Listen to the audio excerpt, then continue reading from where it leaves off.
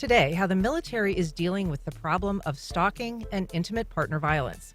Nearly 1 in 3 women will be stalked in her lifetime, and nearly 1 in 6 men. I'm joined now by Naval Station Mayport's Advocacy and Counseling Program Supervisor, Susan Rucker, and victim advocate, Olivia Duffy. Welcome to you both. Thank you. Good morning. Thank you.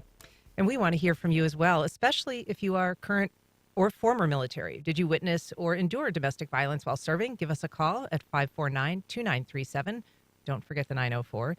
And you can email us at firstcoastconnect@wjct.org. You can also reach out via X or Facebook or Instagram. Olivia Duffy, how big of a problem is stalking for Mayport and other military bases? It's an ongoing problem because there's so many facets to this. It's a part of a bigger picture sometimes of domestic violence or intimate partner violence. But what we're seeing because of technology has changed so much that we're seeing a lot of behaviors that are more surveillance. We're talking about anywhere from air tags in diaper bags. We've had clients that are, kind of going through a divorce. And divorce happens across all, facets of life and everything. It's just part of our culture. But it gets really, really important for people that are going through or leaving a relationship to feel comfortable when one person maybe is not wanting out of the relationship, and it becomes very dangerous for the person that does. As far as, so we're seeing some clients that are being followed, stalked, even to the courthouse for court proceedings. Like I said, air tags. We think of air tags as something that maybe can keep our kids safe. Even people put it in their luggage to find luggage. The military, because we move so much, we have household goods that are moving to different locations. People are using air tags to track the location of their household goods, which is a great thing. I mean, they were designed for safety, but then we also have an element that uses it for surveillance on people. And just to be 100% clear, those are kind of those devices that you can track. You put them in an item, and then your phone can track their location. Yes. We also have, I have an Apple, but, Apple, you have location services. And I talk to victims all the time when we're doing safety planning. That's the very first thing that I go over with them is to turn off location services on the phone. And unfortunately, because of safety features, you can buy a vehicle that has OnStar, and whoever's on the account can track that vehicle. So we're seeing people that are in the midst of separating from intimate partner or have been married, and are seeking a divorce. Those partners have been able to track their soon-to-be some ex with the OnStar in the car. I've seen recently, too, it's been very difficult sometimes for people who, their car might be owned by their spouse or their ex. And so it's very often hard to get the car companies to disengage that tracking service. But Susan Rucker, January was the 20th annual Stalking Awareness Month. This is a yearly call to action to recognize and respond to the crime of stalking, but it's not just for the military. So why does Mayport participate? So we participate in several months that are just important for awareness. So October is Domestic Violence Awareness Month. January is Stalking. February coming up is going to be Teen Dating Violence Month. And it's just to try and keep the importance of the subject in people's minds so that they're aware of the problems and don't lose sight of the fact that even though everything may look normal and look good, there can be something going on under the surface that can be very dangerous. And what does stalking awareness look like on base? What messaging do you do? How do you communicate it? What kind of outreach do you do? So things like this. Yes. We have a lot of flyers that we put up. We just wanted to maybe get the message out that because with stalking, it's almost impossible to prosecute the offender. You really have to have evidence. You have to have, a pattern of behavior that's more or 2 or more incidents of following surveillance, unwanted phone calls. Some people tell me that their phone, they have to silence their phone because their phone is just blowing up. multiple calls. And text messages. People use social media to, say bad things about the person and intimidate them, maybe to get back together. We've even seen some what we call revenge porn, where maybe people have taken some intimate photographs and they use those in court against the person, or they'll even intimidate them, saying they're going to release them to their Navy command, which they feel like can be devastating to their military career. We've got a call. Mark on the west side. Good morning, Mark. Welcome to First Coast Connect. Good morning. This is an interesting topic. We forget that probably most of the people on the base these days are 18, 19, 20. I mean, it's almost like high school to them. But I was kind of curious, having been an officer in the Navy, if and I'm sure a large majority of the people that would complain about this are complaining about somebody that works in their same space or their same division or on their same plane or whatever it is. What happens then? Do you transfer the person that's complaining out, or do you transfer the accused out, or do you not do that at all? I mean, it's kind of difficult just to transfer somebody, with a very specific job to, across the country or something. So I was kind of curious. Good question, Mark. We have what we call a safety move protocol when one person is in danger. A lot of time it coincides with acts of domestic violence when there's been incidents of domestic violence. But we also have a very extensive sexual assault SAPR department within our office that deals with sexual assault within the military. So if they're in the same shop, so to speak, whether it's on, an aircraft or on the ship, then they go through a process of maybe transferring one person to another duty station, just because you can imagine being in the same space, being with the alleged offender. And sometimes I work very hard with clients to get an injunction for protection. So usually that's the first line of defense. We get what we call a military protection order, and that's issued through the command. But I also have a lot of my clients go out in town and work through the court system to get an injunction for protection. And that way that person is not allowed within 500 feet of the victim. What is the jurisdictional issue there? Like, when is it, the state attorney's office? When is it the military police or a court martial type proceeding? On Naval Station Mayport, we have dual jurisdiction. Of course, the only caveat to that is on the pier side, and that's federal property, which we'd have to get federal marshals. But we do, we have a what we call a JAG office, a legal office that they can go to be served. And then if they're going to be served an injunction or even divorce papers, then they go to that office. They're called there, and then they're served papers. But we have a great, wonderful security department on base. They just don't have the power to, take someone to be incarcerated. So as soon as there's an incident of domestic violence on Naval Station Mayport, and we have 2 housing areas, they do respond to. JSO comes and responds along with their base security. Susan, what are the special challenges or circumstances when it comes to people who are serving in the military? I'm thinking about unique stressors on relationships, long deployments, people who are, stationed far from their families and maybe without the support network that they would have. So yeah, you're actually naming some of them. So unique to the military, it absolutely is deployments, is underways. So even if we're not in a wartime, even if we're not going out into combat, families are still separated because the ships go out.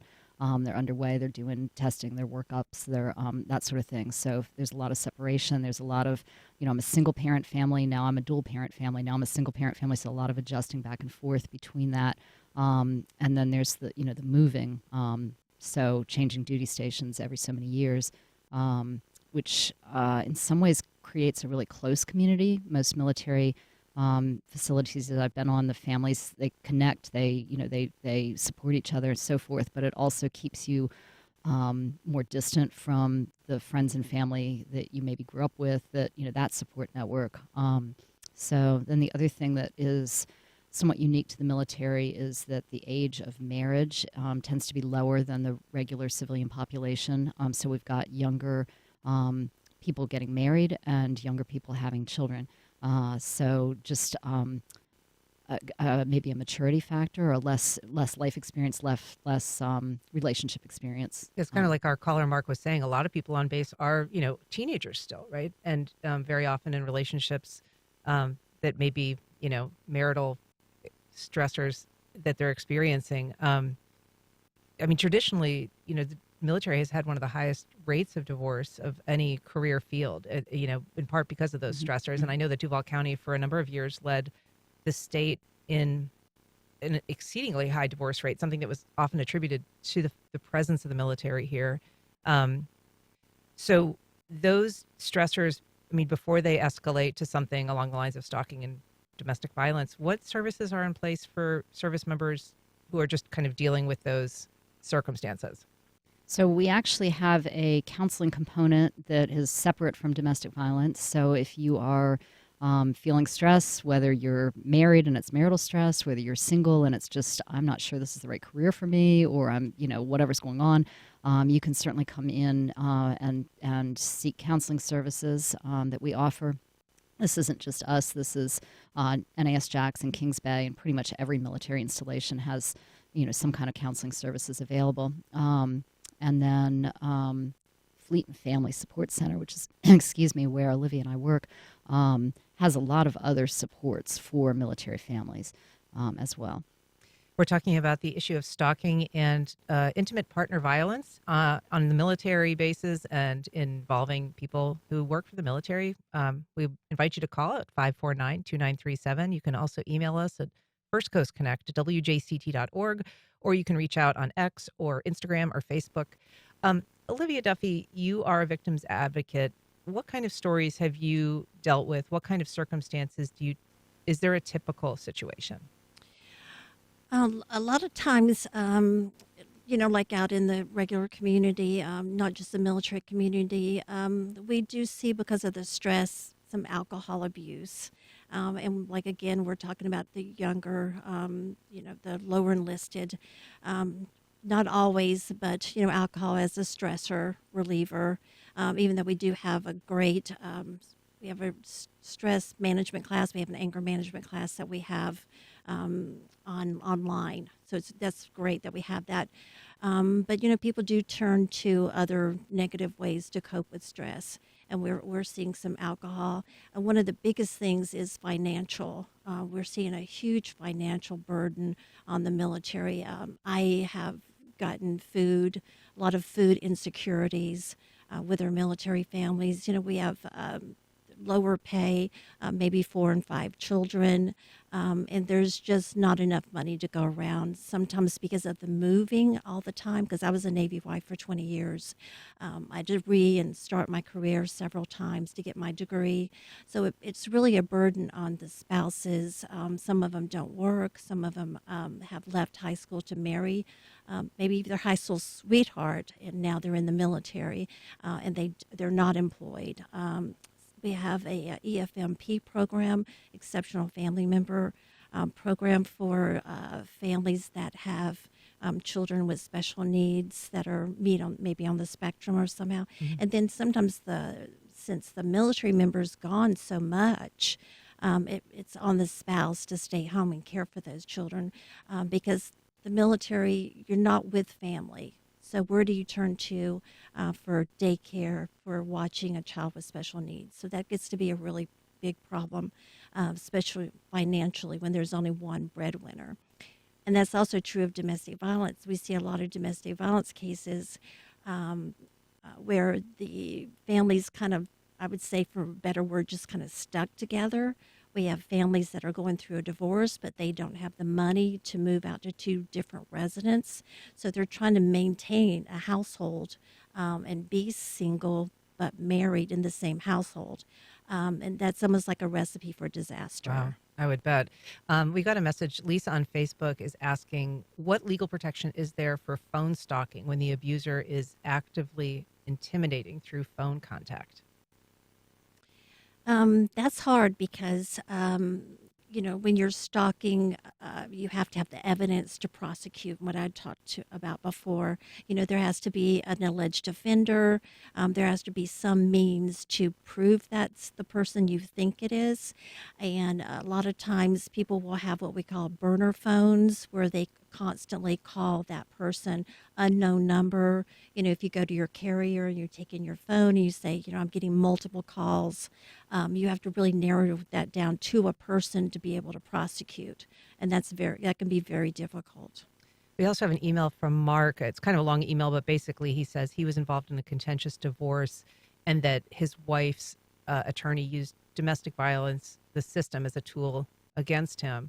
And that became itself an issue. He says there are three sides to every story: his side, her side, and the truth. And I guess it can be difficult to winnow through some of those claims. Absolutely. And Absolutely. how do you manage that?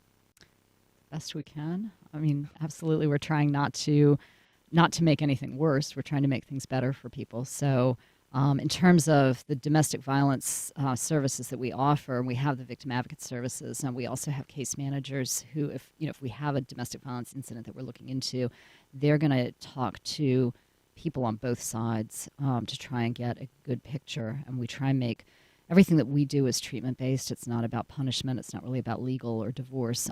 It's just about trying to help protect safety and make sure that any kind of unhealthy relationship patterns get better. So we're making treatment recommendations. However, what we do sometimes gets used. It's not supposed to be, but sometimes people will try and use it against each other.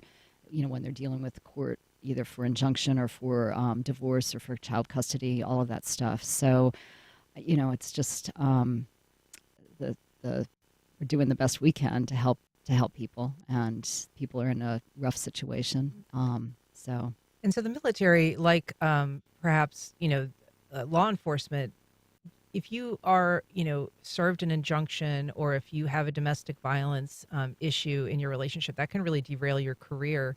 Are there pressures that make it difficult for people to report because of that, knowing that, something might prevent somebody from moving forward or getting advanced? So some of that is what people believe, what people out in the military community believe, is that if I have a case with Fleet and Family for domestic violence specifically, it would be called a FAP case, Family Advocacy Program. But if I have one of those, then it's going to mess up my career. It's going to mess up my spouse's career. So I don't want to report. I don't want to talk about what's going on. The reality is less likely. It's less likely to do that. There is a possibility if it's, say, child sexual abuse, that it could mess up your career. But for the most part, we take cases at a very low level. Because we know we have a very young population that maybe doesn't have the relationship skills, and we're trying to get in ahead of problems becoming really entrenched so that we can get some treatment in and help them. So I've definitely had people that I've met years later, out on ships who have been like, oh, do you remember me? I was in your men's group, and I'm still married to the same person, and I'm a chief now. I've gotten promoted. So what we're trying to do really is get in kind of early ahead of things and help stabilize stuff. And so when you were kind of referencing this, Olivia, but there is a difficult time in relationships that are ending, and really one of the most dangerous points is when someone's trying to break things off. Yes. Do you talk to people about how to prepare for that time? Are there ways to really make that safer? It just seems like such a volatile circumstance. Yes, we have extensive safety plans that we go over with all victims, but in particular, just leaving the relationship, it just goes to a whole new level. We had a murder of a chief on base about 5 years ago, and she had just left the relationship, and it proved to be fatal for her. So I use that as a lesson to kind of go over everything that could possibly be entrenched in leaving a relationship, because when you think about ex-husband, ex-wife, they've lived in your home. So we're talking about, again, surveillance, access to the home, changing passwords, changing codes to garage door openers, changing everything because, whoever's on the account usually has access to the phones. Whoever pays for the phone has the phone, can usually see numbers that you've called. Surveillance, I mean, I have a ADT account.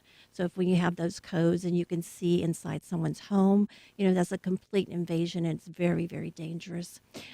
Just another thing to go on what Susan was talking about. Years ago, we decided to, because of the possibility that people are threatened to come talk to us, that their husbands or spouse are going to lose their career, we have what we call restricted reporting. So someone can come into our office and make a restricted report, which means that's just between myself, the victim, medical, and a case manager. We take restricted reports. We don't have too many, but it gives them a way to voice what's happening, and then we don't contact if that's very low level, something that they just need counseling for. Does it kind of get it on the record so that if there's a subsequent incident? Yeah, it gets it on the record, and then at any time they can come in and unrestrict the report, which then we can turn that around to a unrestricted, which means we can contact the command, we can contact law enforcement, but it kind of gives the victim control over the situation because then they can decide, what they want to report and if they want that to be unrestricted. So it gives them more freedom to feel more comfortable because it is, I was a Navy wife for 20 years. It is scary walking into us because you don't want your spouse's career to end. You just want help. You may want the situation to get better. You may want the spouse to get help, but you definitely don't want to ruin his career because that's the breadwinner. Usually it's the breadwinner. So then you're actually doing like I call catch-22, where if you get in trouble, then that's, going to mess up the finances for the family. And I don't know if you were specifically referencing the case of Navy Chief Petty Officer Andrea Washington. She was murdered, I think, in 2018 Yes. by her ex-fiance. Yes. And, she was in the military, but he was a civilian. And I guess that goes to speak to the fact that you're dealing not just with the population on base, you're dealing with people that may be coming and going from their lives. Susan, you said earlier that there is kind of a means for people who aren't in the military to access some of the benefits that you offer. So if you are not in the military, but you're dating somebody in the military, so you're not married to them, but you're in a dating relationship with them, and there is domestic violence or something going on, stalking going on, so forth, you do have access to our 2 victim advocates, and they will get you connected to services in the community. And we will possibly open a case and look into what's going on, which means that the service member can also get some help if you're making a report. So also, if you are dating somebody in the military, generally we don't do couples counseling except for married people, but if we do premarital counseling, so sometimes there's a way to access counseling services through the military. And Olivia, what is the best way for people to reach out if they are in need of help, if they're being stalked or if they know someone who is? They can reach out. We're on Naval Station Mayport, but there's at Kings Bay, NAS Jax. They have the Fleet and Family Support Center. We're actually on Massey Avenue in Building 1. Our best contact number is 904-270-6600 to reach out by phone. And we're also on Facebook. And I think you described you've got a partnership with Hubbard House? Yes, because we don't have any shelter services for victims on base. We work with Hubbard House. It's the local battered shelter here in Duval County. So I want to just bring up one of the worst cases, I think, in recent memory was Rush Wilson. This was in 2015, but he was a sailor who killed his 2 twin children, infants, his girlfriend, her mother, and then himself. And so it was a really, horrible, violent situation. He'd been involved in a number of prior domestic incidents, some that had been reported to police, some that had been reported to the Navy. What is the sense? I mean, are there lessons learned from a situation like that? I know that there was some criticism at the time that maybe red flags were raised and ignored. So anytime there is a fatality The Navy is absolutely looking into that and looking into what happened and looking into all parts of that. And I know because there was a group that came down and presented on that particular case that you're talking about, that they were looking into not just what happened through Fleet and Family, but what happened through medical, what happened through his career in terms of his performance evaluations, everything. So that kind of event gets looked at very closely just to find out, hey, what happened? What did we miss? What can we do in the future to try and make things better so that this sort of thing doesn't happen again? And is the military notified when something happens in the civilian world, for instance, if it happens off base and perhaps off base housing, but if there's an allegation of domestic violence, are you notified? Not necessarily. So because there's a lot of protection for victims, we don't have access to, say, police reports, like JSO police reports. If something happens on base, we usually are notified by base security, so forth. So the way we would get notified about something off base could be the victim contacts us because of events like this where they know that they've got this access to the services, or because the sailor is the victim and contacts us, or because either one of them reports to command what's going on, and the command lets us know.